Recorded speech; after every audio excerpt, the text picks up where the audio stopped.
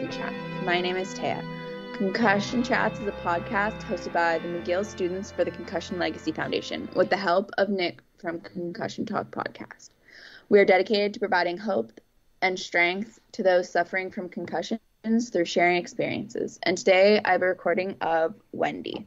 So Wendy is a retired teacher who has been dealing with chronic pain for more than 30 years and persistent symptoms of concussion for the past 3.5 years.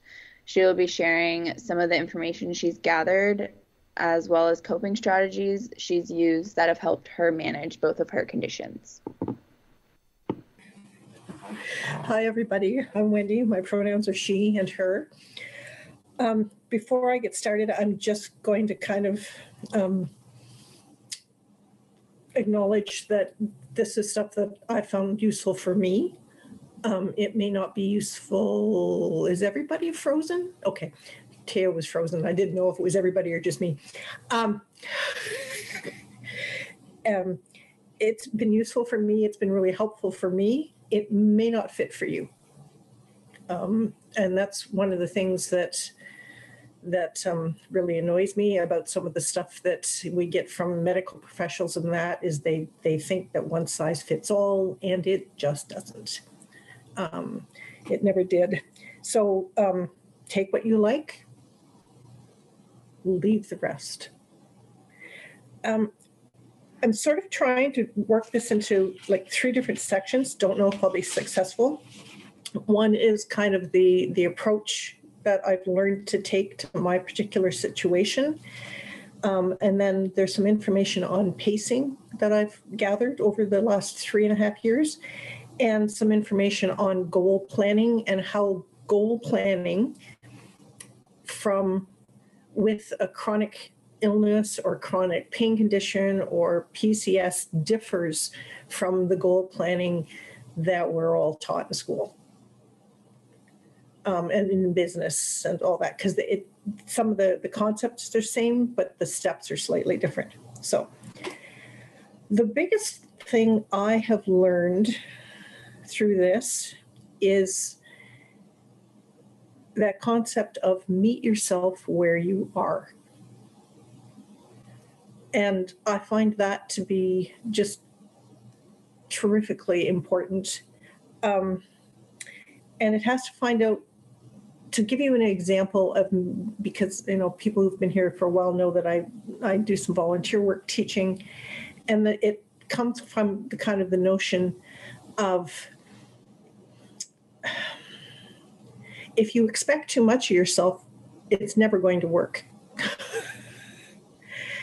And for the students that I work with, for example, there's one student, just quickly, she came in and everybody was saying she can't multiply, she can't divide, what's going on, we got to teach her. And people were really frustrated because they couldn't teach her how to multiply and divide.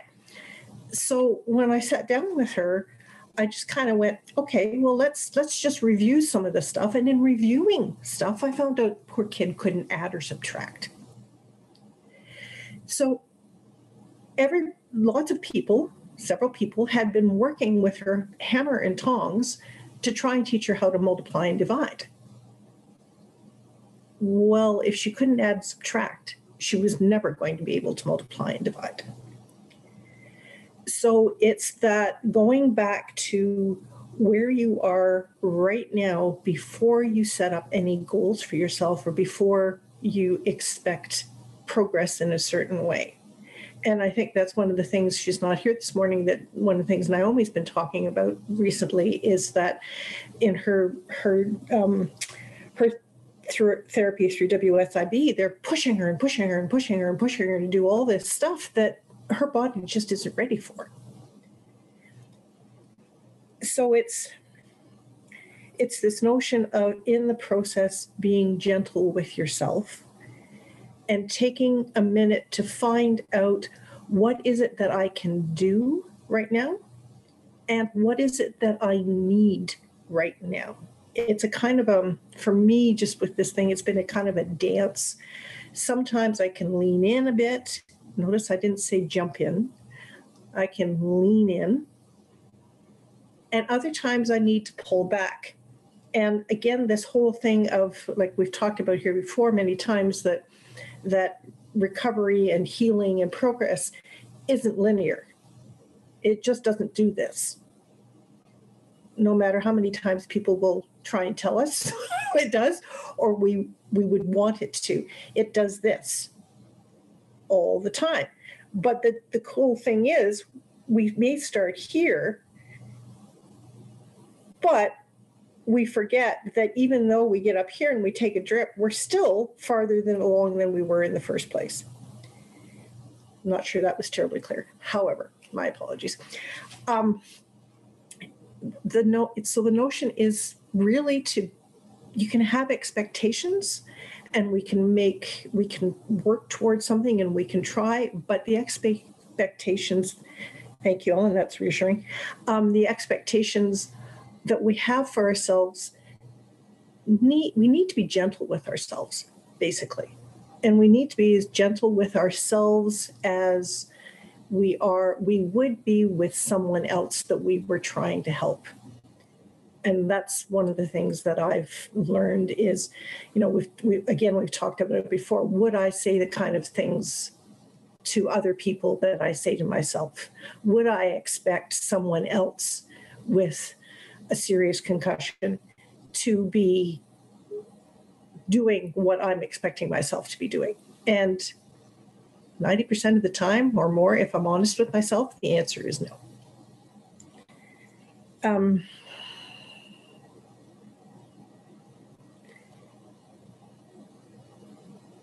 The other cool thing that it's neat is the notion of naming what's happening and then attending to it, which I freely admit I do not always do. In fact, I didn't do it on Monday.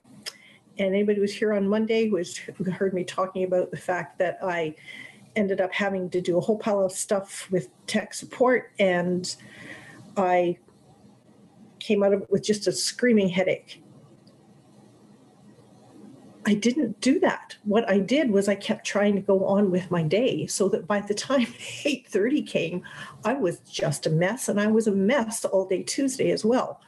So if I had named it and said, I am really overwhelmed and really overstimulated right now after talking to tech support, I need to lie down for an hour,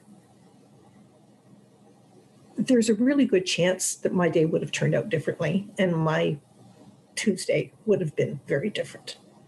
Who knows?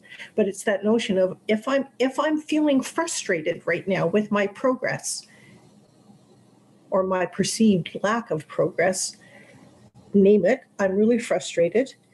Take a step back and kind of look at it and say, what can I do about this to help myself feel better?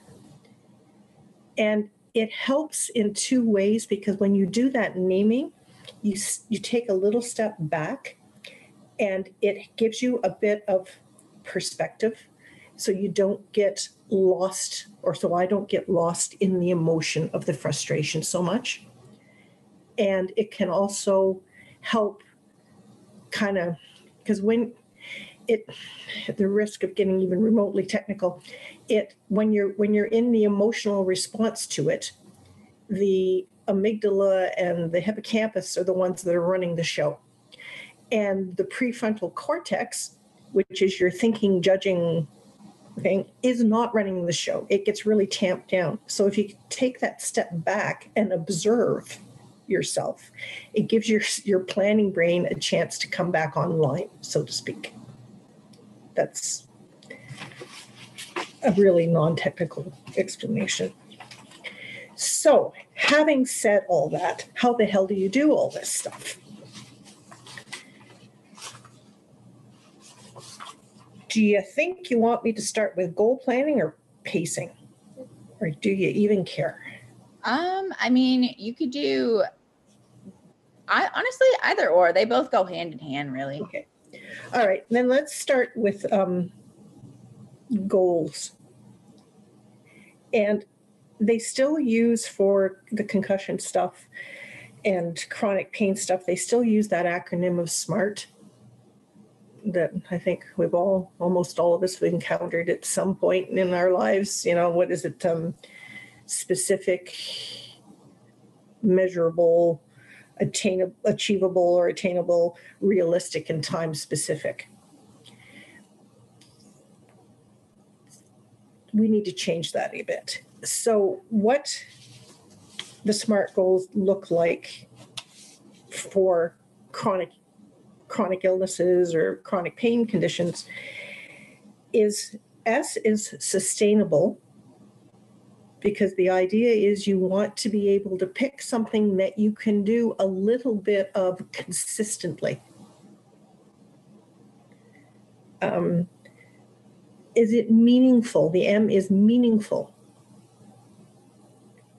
which I think is, for me, is really important. Is this something that I want to do? Is this something that really appeals to me, that I really want, as opposed to other people lecturing us as to what we should be doing? So S is sustainable, M is meaningful, A is achievable still.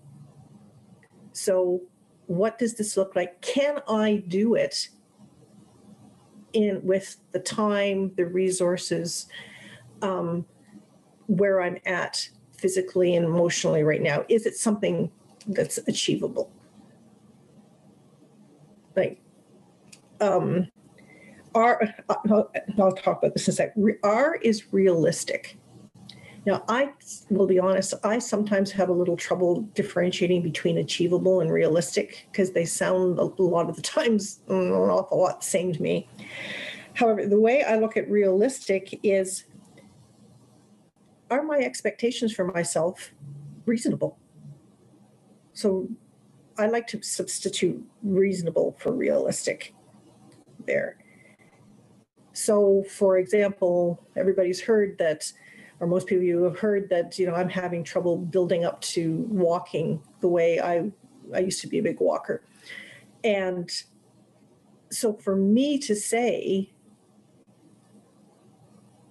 look, okay, that's it, I'm walking 20 minutes twice a day. Well, if I get symptoms after 10 minutes, then I can tell myself till I'm blue in the face that I'm going to do this 20 minutes a day, and it is never going to work, because I'm not being realistic. Or just even something really simple, silly, somebody who's just starting to jog, for them to say, well, I'm going to run a marathon in 3 months, it's not realistic. So it's about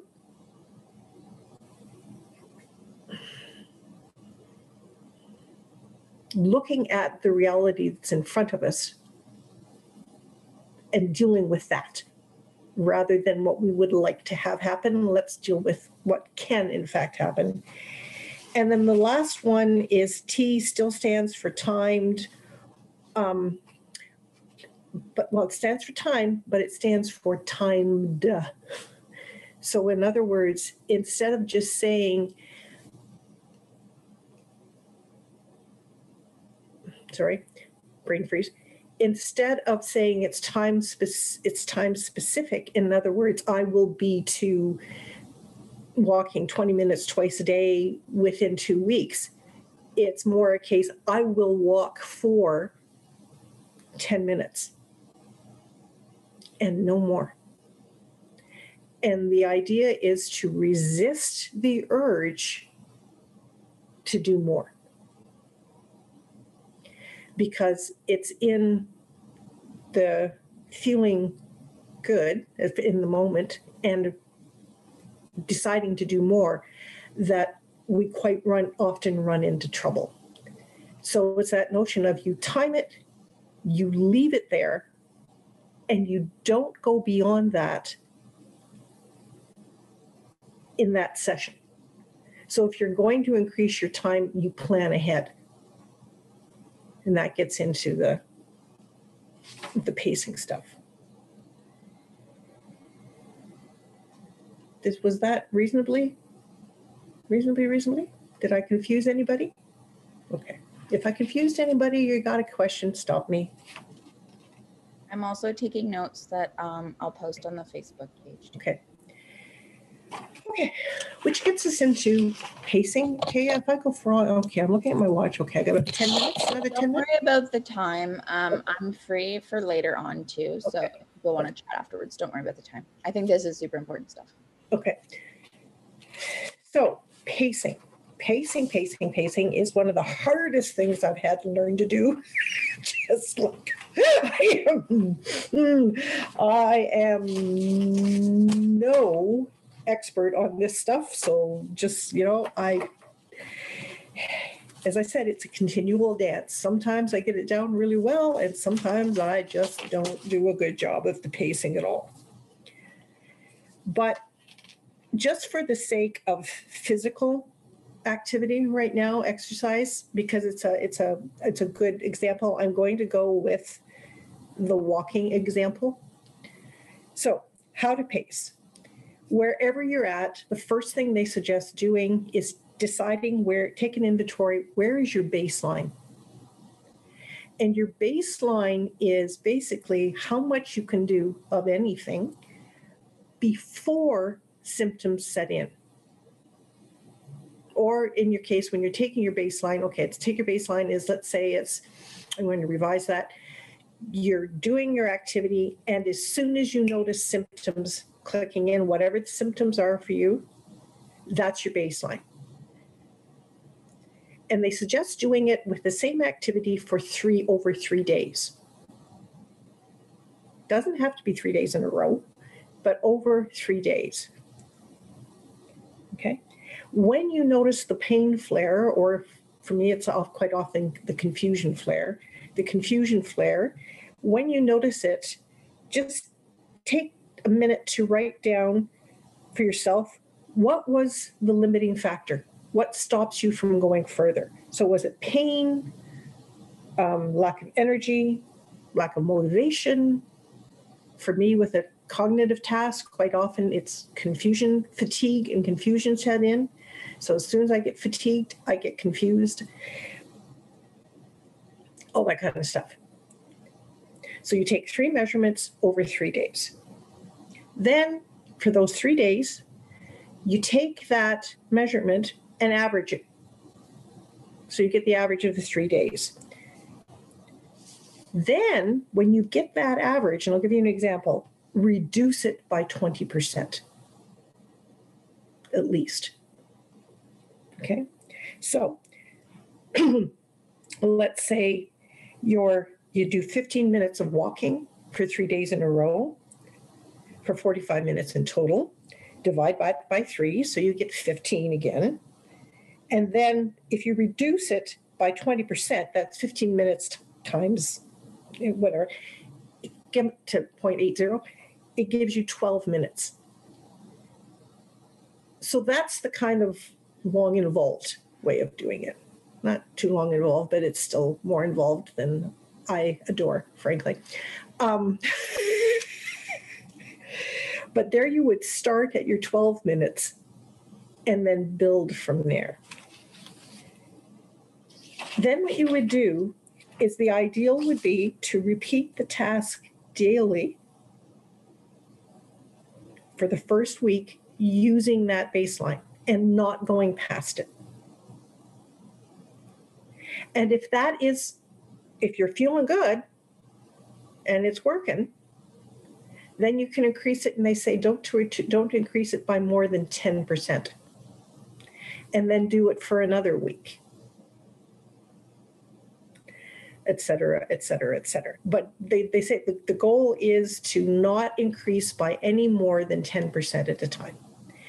That is my biggest failure when I'm doing this stuff, is I will go, okay, well, 10 minutes felt good, so 15 is going to feel better. Well, for me, that doesn't work. That's one of the pacing approaches. The other easy pacing approach that I find a little easier, frankly, is to start really low and do that. So I started with the walking for like 5 minutes a day and keep it there. And then I added 2 minutes the next week and kept it there.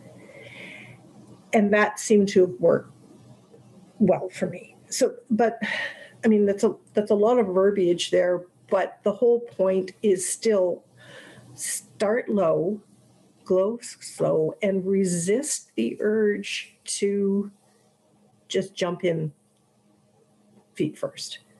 Resist the urge, and as I said, I'm really bad at this. Resist the urge to say, this feels really good, I'm just going to keep doing it. Because you're going to end up paying for it, which I do frequently. So that's that. Pacing. Other things on pacing. And I think the thing that's kind of interesting for me is that all of this stuff kind of goes directly against what we've been taught for years and years and years. You know, no pain, no gain. No, it doesn't work that way in reality. So that's been kind of, just let me give a second here to find my many thousand pieces of papers, because, okay. So for the pacing thing, we've all talked about this before at some point, I'm sure. Use a timer. Set an alarm, use a timer. One of the things that I do is I set, again, for example, if I'm doing dishes, just because of what has happened with my body, if I'm doing dishes, if I do it for more than 15 minutes, I end up in pain. Just because of the moving, whatever. Just because of the way my neck is. One of my worst habits is to say, oh, I just want to get these dishes done. And push through it and then end up feeling weepy and snarly and, you know, the whole shebang, which I could limit if I just stop it. So what I have to do is I have to set the timer, and I have to set it, if my pain starts at 15 minutes, then I set the timer for 12 minutes. And at 12 minutes, I stop. And it's the same kind of thing I do. I notice if I'm doing cognitive work, half an hour, man, that's my limit these days. So half an hour, the timer goes off, and then change activities. And one of the things they talk about with the pacing stuff is it doesn't mean you have to go in suspended animation, you know, and just wait. But at the end of that 15 minutes or whatever you're allotting yourself, take a second to stop and kind of think, okay, what is it I need to do right now? So it might be, I need to go and lie down on the floor for a few minutes. It might be, I need to go outside and take a walk. It might be, I need to sit down and read. It might be, I need to do some yoga. It might be, I need to, if your eyes are good enough for this, I need to just sit and do some gaming right now because that takes my mind off it. But they do suggest planning in rest breaks, but also, planning in rest breaks, but also planning to switch back and forth between heavier activities and lighter activities. The other thing about the pacing is we get to change the rules. So we all kind of grew up, or we've all been working through until something bad happened, the way we ran our lives. And with the concussion, with the injury, that has changed things. So the only way to make it better is that for us to change our approach to the things we do. And it's kind of like getting creative. So for example, me, it's like my thing was always start a job, finish the job. That's the way you do things. Start a job, finish the job. And for me, it's been a real kind of like, oh, wait, it's the world going to collapse because I did clean the tub, but not the toilet and the sink all at the same time? No. Is it going to affect world peace if I, or the same thing with the dishes? For me, I'm like, you do the dishes, damn it. Well, now I've learned to let the dishes air dry, and I've learned to do the dishes in 2 chunks. I do half of it if I've got a big batch. I do half of it, and I do the other half. Again, it's kind of like, well, I don't really like the way the kitchen counter looks when I do that. But what's more important? So it's about prioritizing and planning as well. And setting the priorities. And priorities need to be, in my humble opinion, things that you want, that are important to you. So there are priorities like, okay, you got to pay the rent, right? That's not something you can avoid, or you got to pay the mortgage or whatever. But in terms of like the work that we do, what is important to me and what do I want to do? Those 2 things. But there's kind of like the musts. What are the musts in my life? Okay, I must clean the cat litter. That is a must. Or there will be protests. And I must make some kind of meal for myself. But what does that meal have to look like? Does the meal have to look like the traditional sit down, plan a meal, eat the whole thing? Or can it be grazing? And what do I want to do? Do I want to do some yoga? Do I want to go for a walk? As soon as I get into my word is should. As soon as I hear myself saying, I should do this, then it's kind of like little red lights start flashing in my brain. Not all the time, but sometimes. Let's see. Oh, change position often. Move is one of the other ones. Okay.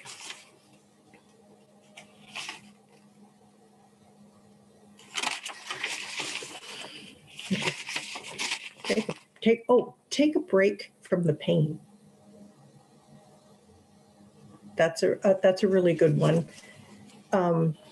For me, it's like when I start trying to keep pushing through, if I just remember to take a break from the pain, whatever that breaks. So it's kind of like you're giving yourself permission to do what you need to do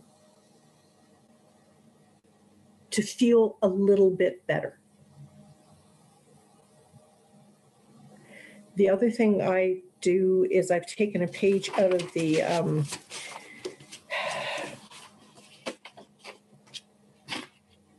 safety plan stuff that people use sometimes.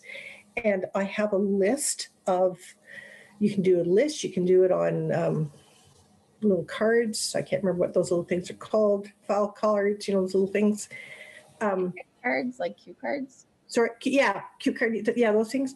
Make a list of things that you can do that help you feel better, that help you soothe yourself, that help you get grounded. So for me, obviously, if I'm upset, the very first thing I'm going to do is make a cup of tea.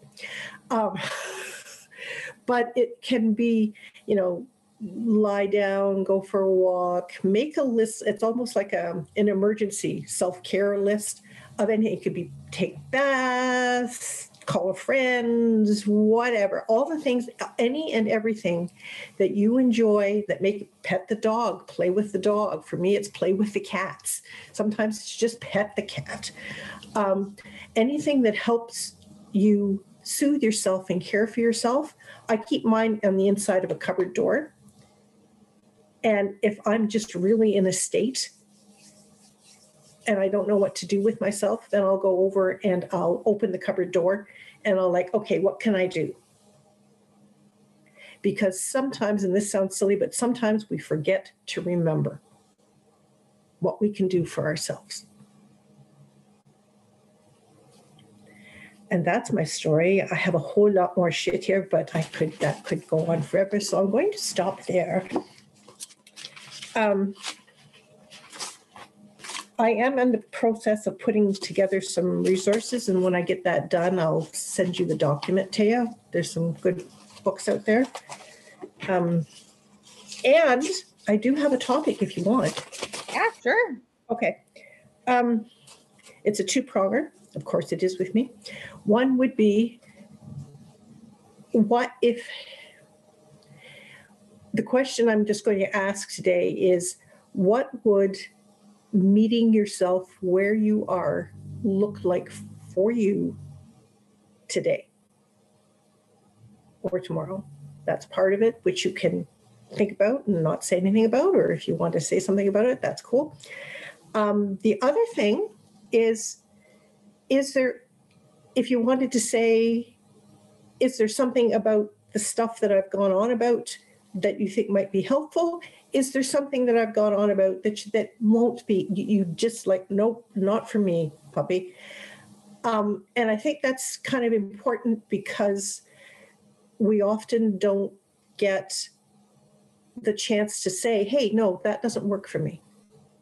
Because when we're in therapy and when we're with, like, not therapy, not emotional therapy, even that sometimes, but particularly physio and stuff, people are saying, you need to do this, and you need to do this, and you need to do this, and we don't ever get a chance to say, no, not at all. So if you've got something there that's will not be in the least insulted to hear it.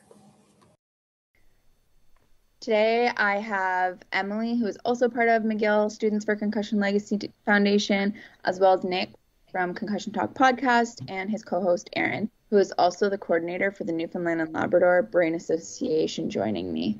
So guys, welcome. One thing I really liked that Wendy talked about was the reframing of like the SMART goals. I think it was, I don't know, it was a cool way of doing it, and I think it's also just a lot more like realistic and attainable for concussed people. What did you guys think about the talk? I think Emily has her hand raised. You can raise your hand virtually on the Skype, You can do that being on Skype. See that? True. I'll have to try that. Acknowledging. For those of you listening, we're on Skype recording, and I'm just raising my hand quite physically for Taya to call on me. But I really, really enjoyed, I didn't listen to the whole talk, but I really enjoyed what I heard of it. I think there's a lot in there as far as expectations, and something I was thinking about this past week in regards to expectations I set for myself. But I want to come back to that first, since you brought up SMART goals, Taya.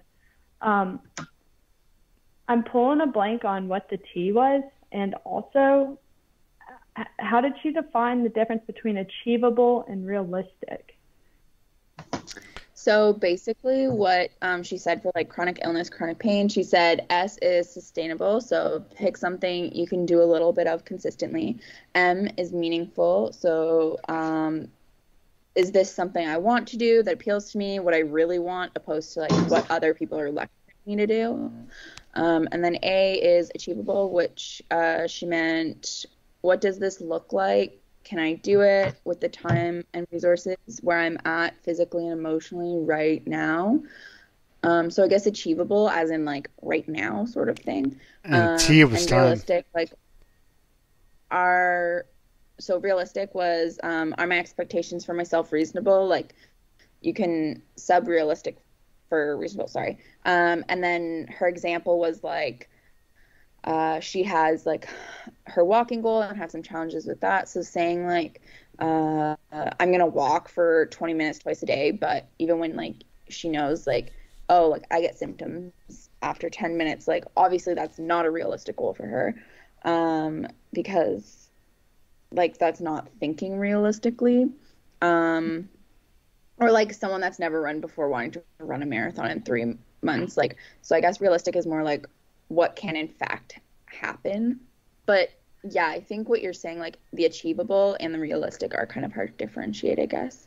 And then T was timed. So instead of saying like time specific, like it'll be, instead of saying like time, just saying time specific, sorry, I can't, like, I don't know what's wrong with me. But, and like you set like clear timers for yourself, like respect your timers, like, you time it and leave it there and don't go beyond that in that session, because like in the moment you'll think that you can do more and you'll like not respect your timers, and then you end up like paying for it later. So if you do want to like up your time, kind of like have it as something that like you decided beforehand, rather than in the moment being like, oh my God, like I feel amazing, I could totally do 10 more minutes, and then you're laying in bed for like 3 days because you in fact could not do those 10 minutes. So it wasn't a realistic thing. Yeah, that's I have to work on that. Yeah, I think it was important of her to say like force yourself to stop and respect your own limits, like respect yourself kind of thing. Yeah, like I love that. After, during like the discussion, we were talking about like that whole like use a timer, and I said something about like, yeah, I use timers, but like I just like snooze them, like I just like shut them off, like I just want them to go away and then I'll continue my thing. And someone else said like same, and so we kind of talked about how like it's important to respect the timers, because the timers are there like to help you and like benefit you, and like you're not actually doing any good for yourself when you go over your timers and then like you feel like absolute trash. Well, that's kind of like what I was thinking about too. Sorry, Emily, go ahead. Yeah. Oh no, you go ahead, Nick. Mine's more like I was saying before. Mine's are philosophical. That they're talking about respect your timers, and you don't go over your timers and because you feel like trash ever. But you're saying like you're prioritizing walking or doing dishes or like reading for a certain amount of time, whereas not you ignored your timer because it made you happy, made you feel good. So I don't know. Like I just think we're prioritizing things like the more objective things like walking or reading for a certain amount of time or doing whatever for a certain amount of time over our general well-being, general feeling of, it can mean, because people always you read books about brain injury and stuff, and it's always about, John was injured, severely brain injured or concussed like 5 times, and it took him 2 years, 3 years, and he got over it, and he's now running marathons. But that because that's what you can read, and that's objective facts. Like, as in, he was this way, and or she was this way, and now she's this way, better. But it's not. You don't read things about like John was concussed, and now 3 years later he's feeling good, because that's not gonna sell, and nobody's gonna read that. But I mean, that's what's really what's all that matters, and if you're happy and content and stuff. But yeah, it's just, yeah, I think for myself though, I can use that timer as a tool to be well, because I have so many times that I do the same thing, especially like getting back into the semester. Oh my gosh, I was exhausted the past 2 weeks. Man, you guys should see Emily study. This girl's like having sleep attacks, needs to go home, and she's still like, no, I'm fine. And I'm like, Emily, like, you need to leave. Like, leave. Yeah. And then I'm like, oh my gosh, why am I so tired all day today and all day for several days in a row? And it's because I sat down and I stared at my homework, the screen, and my book for 4 hours straight. And I wake up the next day and my vision's all wobbly. And all I had to do is every 10 minutes, take a 2-minute walk, or just look away for 20 seconds is what my vision therapist said. Just for a few minutes. And so I can use that to feel well, to like, it's that pacing thing, to like continue feeling well. Yeah, no, basically that's the whole thing. Like, sorry. Sorry, Tay, you're the director? I mean, like, you're the moderator? In the moment, whatever it is, like, you're doing that you want to continue, like, may seem, like, so important. But, like, in reality, like, you sitting there for 4 hours just staring at your screen, nothing's actually processing probably. Just need to, like, get up, take a little break, and, like, I know with you, and, like, I'm the same way. Like, once I'm tired and I'm done, like, I'm done. It's useless. It's pointless. Like, just torturing yourself. And, like, I mean, you, in the moment, like, may feel like you're not being productive because, like, you stop or you take a break or whatever, but I definitely, like, have found that, like, when I do stop, take the break, or do whatever it is that I need to do, that's not what I wanted to do, I end up feeling better about it in the end, and, like, not paying the price of not listening to my body, you know?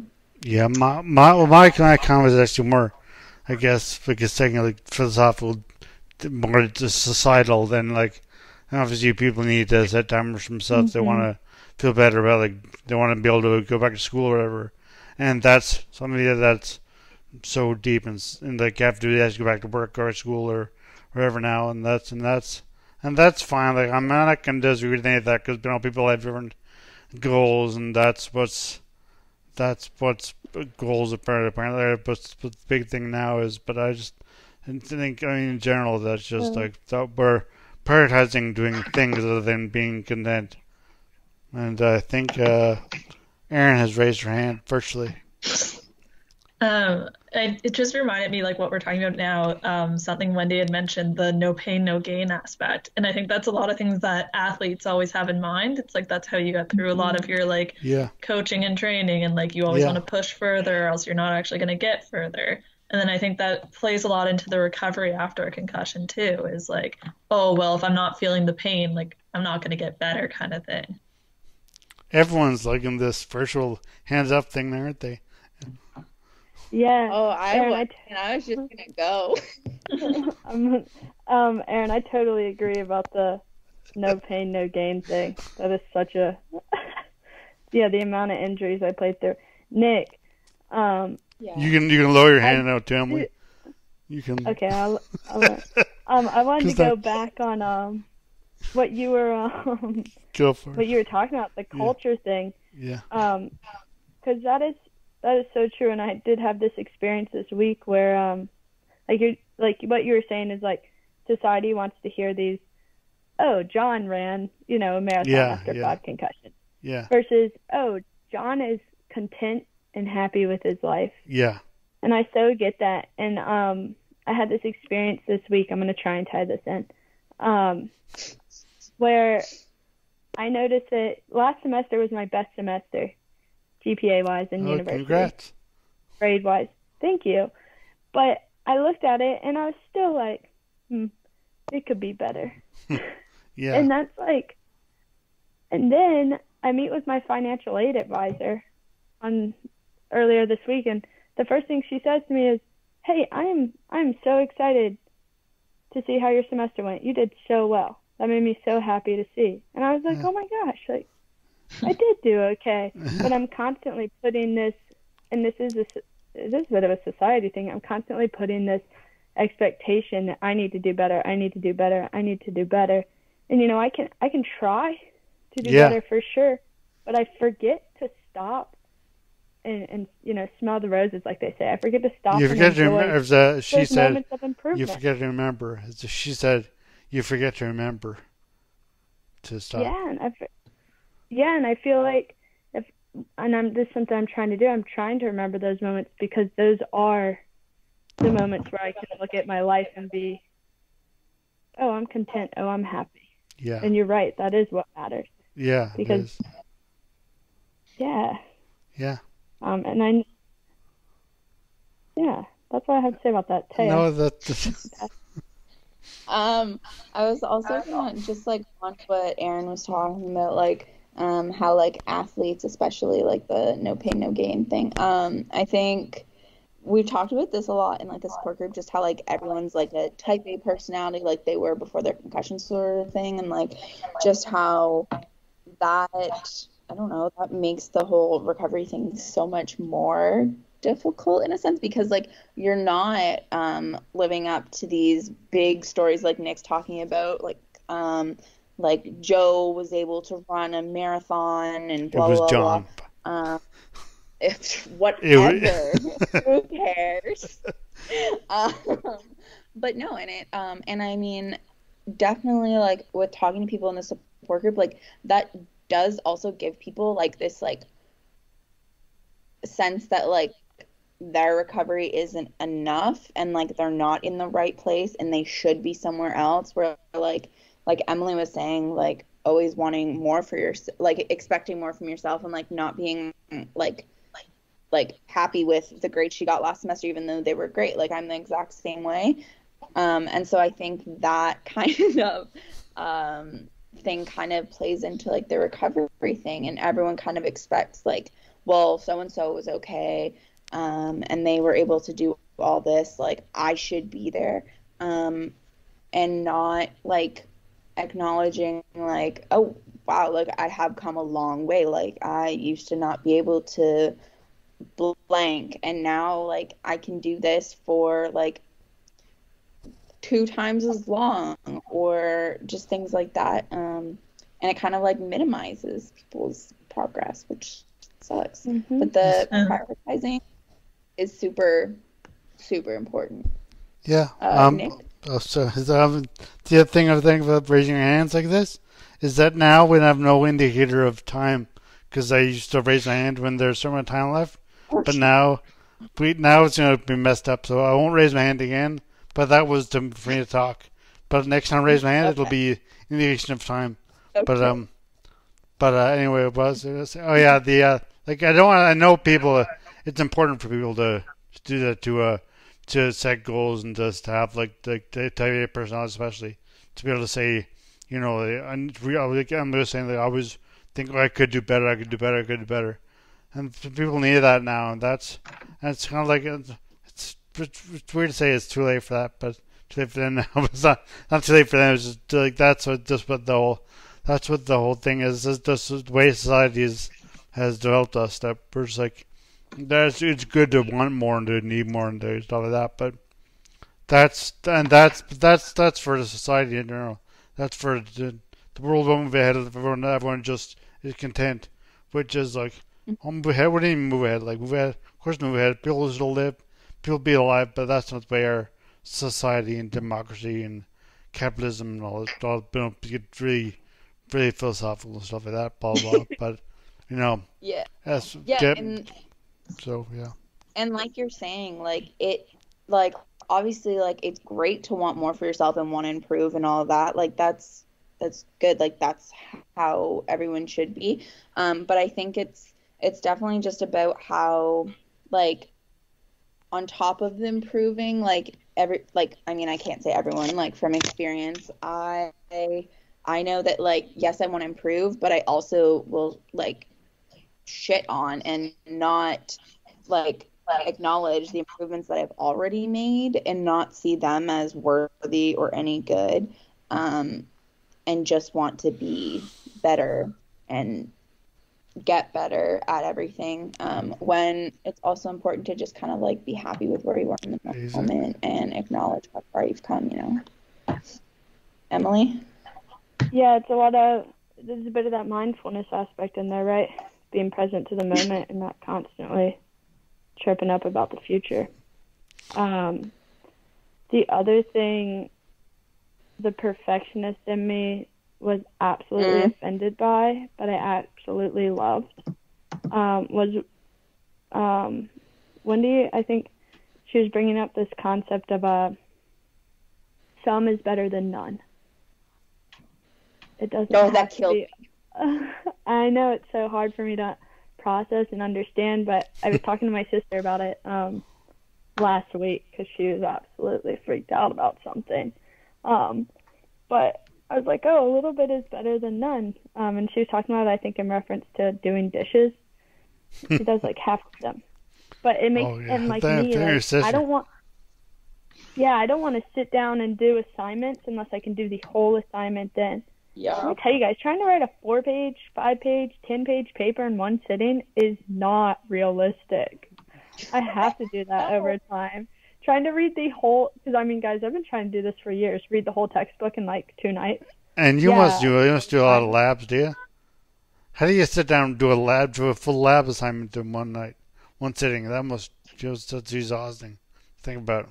Yeah, it is. It's exhausting. And that's not even how life works, you know? No, exactly.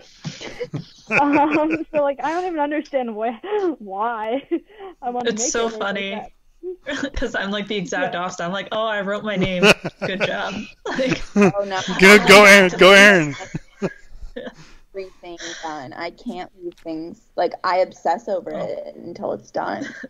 No, I'm just like, you did great today. Like, wrote down the date. So psychologically healthy. But I mean, there's always a balance between everything, right? Because I've definitely had days where I'm like, oh, I opened the textbook. That's good. Yeah. And I think, like, the main takeaway from it for me was basically, like, she always said recognize your reality, but your reality can be a positive and a negative thing. Like, if you're recognizing where you are and you kind of have to stop, cool. But if you're recognizing where you are and you're like, oh my gosh, I came so far, that's also amazing. Yeah, no, exactly. I think when she also just mentioned the whole, like, success is progress and progress happens over time, like, I think that's such an important thing to remember, that, like, any little bit of progress is still progress, and you still need to celebrate that, and not totally brush it off like it's nothing. And give yourself permission to rest when you need it, or do whatever. Exactly. There aren't any rules, just for rules you just have yourself. Like, yeah, it's just like rules we set for ourselves. Yeah. And I think it's all based on like expectations from like society. But like, I don't know where, Emily, honestly, I never thought about how abnormal that is of us to like sit down and like want to have everything done like just in one sitting. I never really thought about how abnormal it is. I don't know how uncommon it is. But it's okay. I mean, like abnormal as in, like that's not healthy. Like that's not what's supposed to happen. Oh yeah. No, I think about it a lot, and it's just tough. It's like an anxiety thing. Yeah. Or compulsive, obsessive compulsive a little bit. But yeah, it's a little I get a little frustrated with myself with it, and I'm trying to like, I'm working on the semesters. Oh, I have 20 minutes. Oh, I can sit down and read my textbook for 20 minutes. But for some reason, unless I have like hours, I don't want to do anything. And it's just I'm like that too. And if you know anything about my life, like I feel like I have a meeting every other hour on something, or I never have hours of time. Like never. It doesn't exist in my life. But I think it was a great talk. I mean, I'll have to listen to the rest of it. But I enjoyed what I heard. Yeah, it was definitely a good reminder to kind of like listen to your body and don't overdo things. But yeah, it was awesome. So with that, thanks to Nick for helping us do the podcast, and thanks again to Wendy for talking to the support group and sharing some information that you've gathered. We'll have a new podcast episode Monday morning. Our upcoming podcasts can be found on concussiontalk.com, Spotify, YouTube, and Apple Podcasts. You can find more information about our support group on concussionmtl.com. Our peer-to-peer support group is free and open to everyone. We hold 3 weekly meetings in English, and we now host one in French, which will be linked in the description. Thanks, Nick, Aaron, for joining me. HeadCheck Health bridges gaps in concussion care through simple, powerful technology. Join organizations like the Canadian Football League, Trek Factory Racing, the Canadian Junior Hockey League, Eastern Washington University, and Volleyball Canada, who rely on HeadCheck to improve communication and optimize care. Visit headcheckhealth.com for more. The music at the beginning of this podcast is by Ben Sound. www.bensound.com.